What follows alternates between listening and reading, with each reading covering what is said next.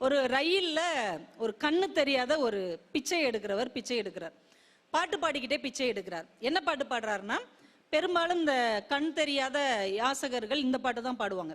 இறைவனிடம் கையேந்துங்கள், அவன் இல்லை என்று சொல்லுவதில்லை. இதே பாட்டை பாடிக்கிட்டே அவர் பிச்சை எடுக்கிறதுக்கு ட்ரெயின்ல ஒரு கம்பார்ட்மெண்ட்டுக்குள்ள போறார். இறைவனிடம் கையேந்துங்கள், அவன் இல்லை என்று சொல்லுவதில்லை.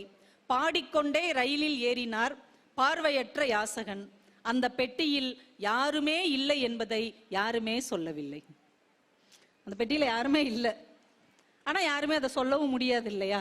சில நேரங்கள் பாத்தீங்கன்னா நம்ம எல்லாமே முடிஞ்சு போச்சுன்னு நினைப்போம். இதுக்கு மேல ஒண்ணுமே பண்ண முடியாதுங்க, அவ்வளவுதான், எல்லாம் சோழி முடிஞ்சு அப்படின்னு ரொம்ப துயரமா நிப்போம் இல்லையா?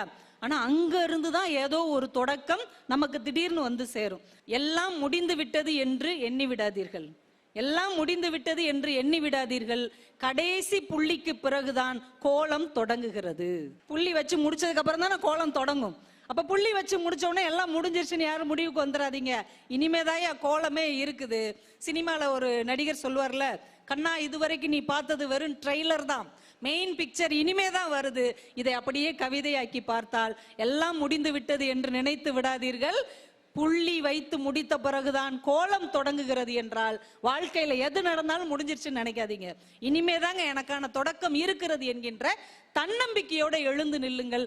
இந்த வாழ்க்கையின் இந்த மாதிரியான சூழல்களை யாரால் பதிவு செய்ய முடியும்?